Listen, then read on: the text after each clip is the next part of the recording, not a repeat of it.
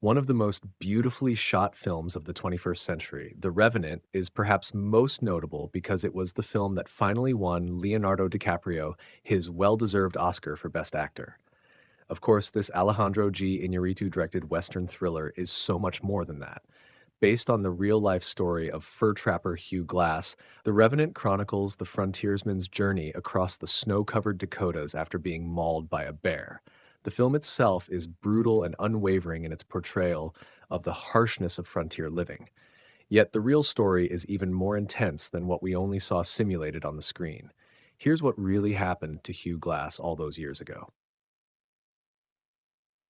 Hugh Glass was a mountain man through and through. There's a lot we don't know about Hugh Glass, but there's also a lot we do. The man's infamous grizzly encounter was first described in an 1825 publication called The Portfolio, under the title Letters from the West, number 14, The Missouri Trapper. The events of his life before that day wouldn't be described in detail until George C. Yunt's account was published in 1925, called The Adventures of Hugh Glass. From what we can tell, Hugh Glass was everything from a sailor to a pirate to an adopted member of the Wolf Pawnee tribe. As explored in The Revenant, he may have even taken a Pawnee woman as his wife. According to some stories, Glass killed a grizzly during his time with the Pawnee and was awarded the name Takakuruks, which translates to white bear or grizzly, for his triumph, though it's unclear if this is history or legend. Nevertheless, the fact remains that Glass lived with the Pawnee people for a considerable amount of time. But all that changed when an advertisement for enterprising young men appeared in the Missouri Gazette and Public Advertiser and other Midwestern newspapers in 1822. General William Henry Ashley was looking for men to travel west with him via the Missouri River, and evidently, Glass was interested.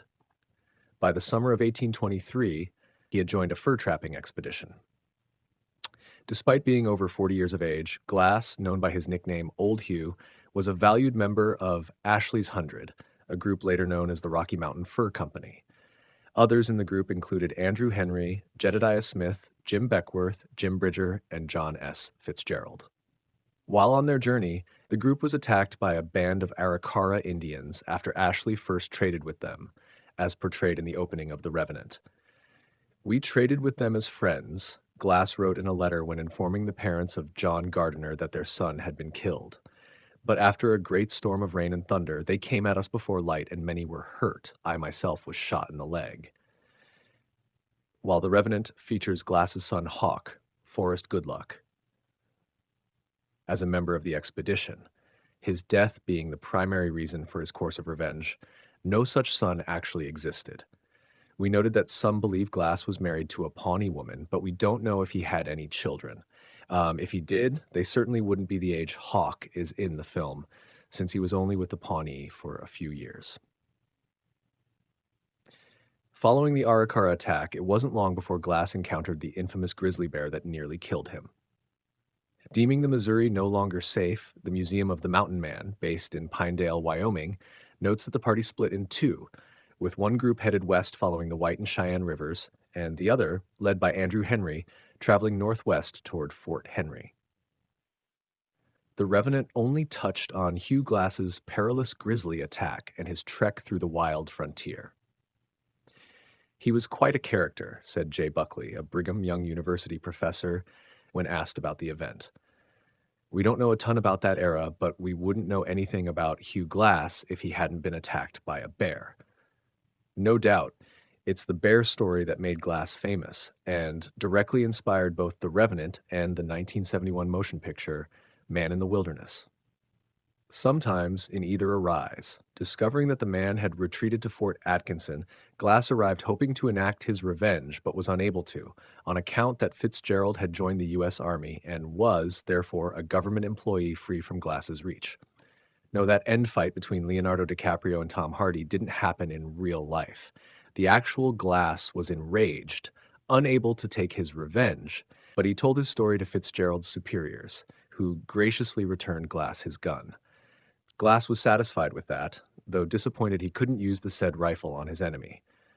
The frontiersman continued as a fur trapper for nearly another decade before he was killed on the job by a band of Arikara Indians in 1833, thus ending the legend of Hugh Glass.